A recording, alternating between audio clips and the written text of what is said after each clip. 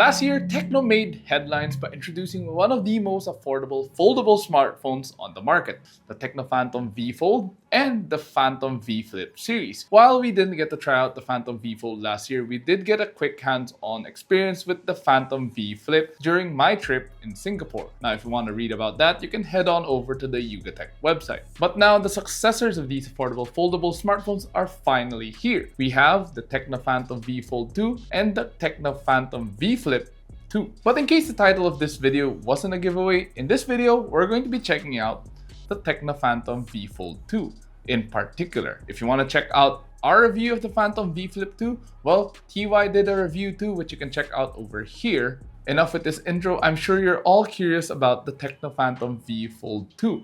Without further ado, I'm Jose from Yugatech, and let's dive right into that. First, we have to talk about the design of the TECNO Phantom V Fold 2. From the get-go, you'll notice that TECNO made a lot of changes to the styling of their foldable smartphone, particularly the back panel. Gone is the circular camera housing. Instead, you have a rectangular camera island that occupies almost the entire width of the panel. If you can't tell, there's some serious firepower in the rear cameras of the Phantom V Fold 2, but we'll talk more about that later on.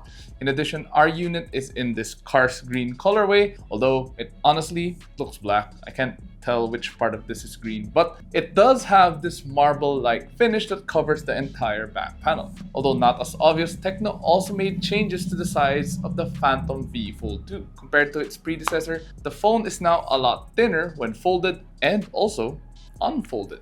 When folded, this phone only measures 11.78mm thin, and when it's unfolded, it measures 5.52mm thin. It's also undergone a diet too, now weighing just 249 grams. Another small additional detail is the addition of the Phantom logo at the hinge, which you can only see when it's folded. Like its predecessor, the phone features an all-metal finish and the buttons are in the same place as they were before.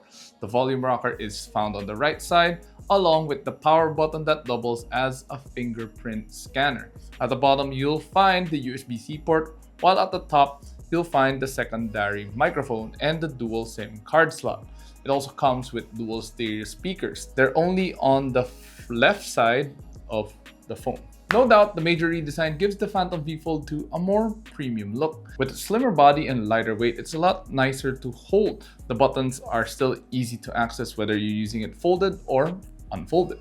More importantly, the phone doesn't feel like it's going to come apart when you're opening it up or closing it. Overall, it looks a lot better than before, there's no doubt about it. And out of the box, the Phantom V Fold 2 also comes with these cases. While the case does look nice, it does hide the marble-like finish of the Phantom V Fold 2, which I do find really nice out of the box. And besides, this phone does come with IP54 resistance already. Now, on top of the phone, we also got the Phantom V Pen, which I actually left in my bag. And it's great to use since you do get two buttons and a separate USB-C charging port.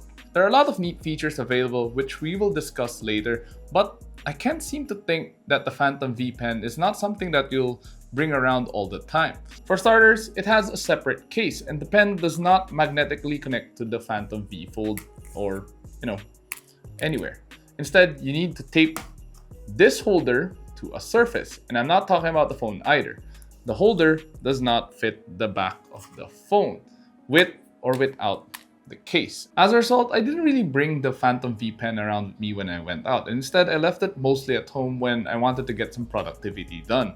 Or if I did bring it out, it's always in my bag. But let's go back to the TECNO Phantom V Fold 2. While the design has undergone a major makeover, TECNO did carry over some stuff from its predecessors. Specifically, the displays do seem to be the same as before, both for the cover screen and the main screen. The front cover screen still measures 6.42 inches with the same resolution. It also has the same 120Hz refresh rate and continues to use an LTPO OLED panel. What did change though is the brightness. The cover display is now a lot brighter than before, with 1600 nits of peak brightness, making it easier for the user to use under direct sunlight.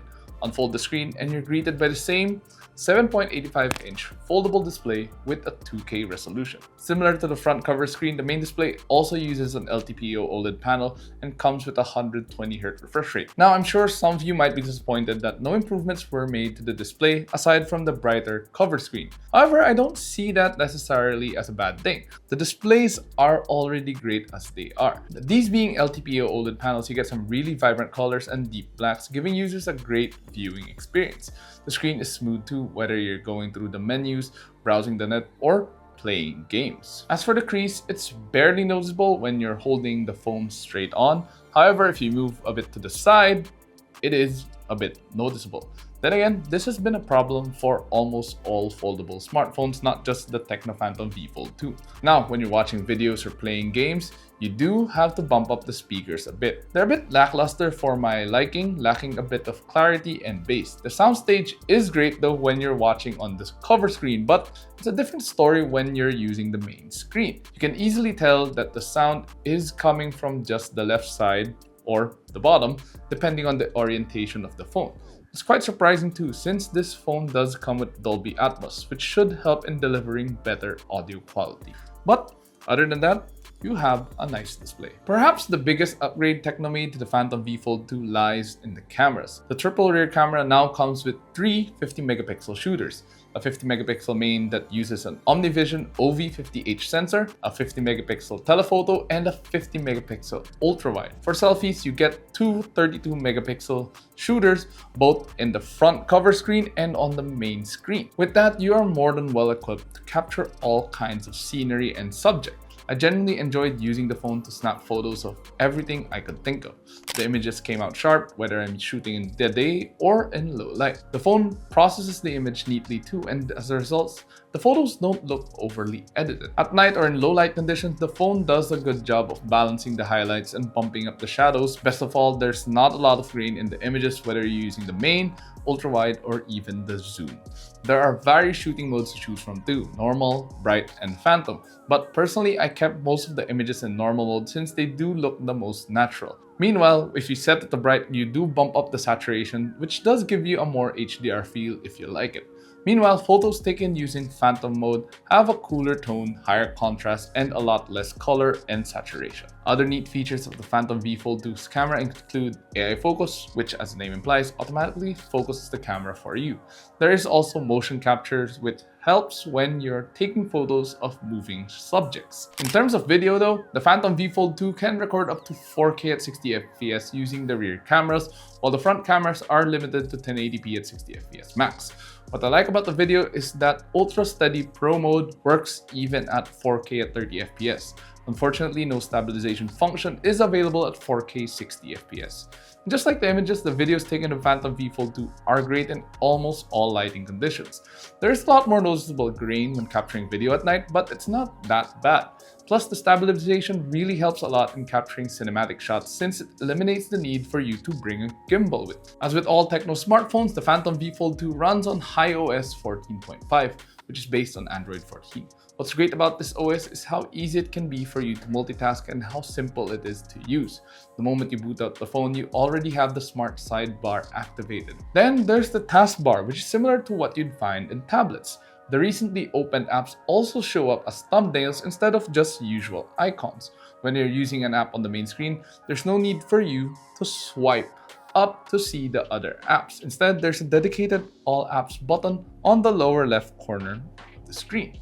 While there are a bunch of pre-installed apps, most of these are all TECNO related. This means there isn't a lot of bloatware that you would typically find on TECNO's lower end models. Interestingly, the phone also comes with some AI features that some users might find helpful, most of which are controlled by L. L can summarize websites and even translate them for you. Then there's AI writing, which acts similar to ChatGPT, helping you write projects and more.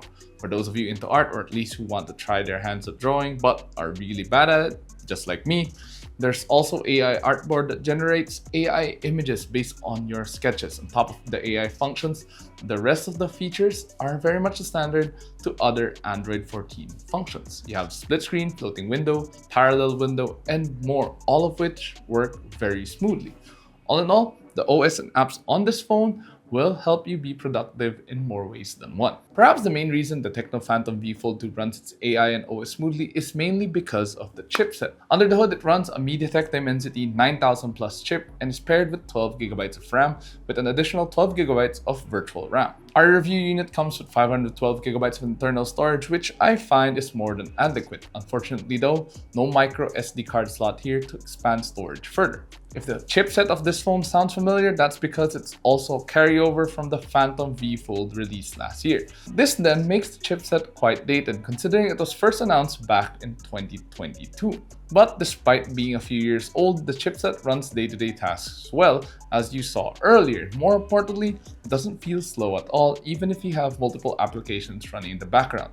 The phone can also run multiple applications simultaneously without issue with the split screen and the floating windows, which is important when you want to be productive. In terms of gaming, it handled light games without any issue, and the same can be said for more graphic-intensive titles like Genshin Impact and ZZZ. I mainly played Genshin on this phone and it was very enjoyable.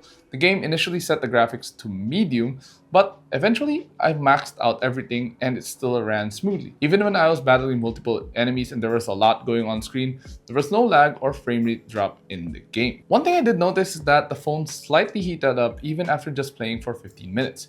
However, this did not affect gameplay whatsoever. For those of you who want to see the numbers of this phone though, we've run our usual benchmark scores, which you can see right here.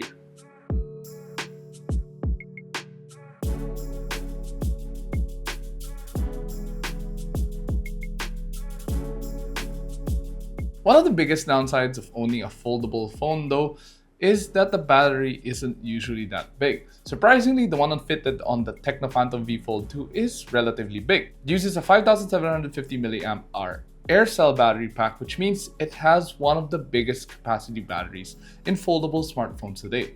With that, I was quite optimistic about the battery life of this phone. After running PCMark's Work 3.0 battery test, we were able to get a result of 8 hours and 53 minutes.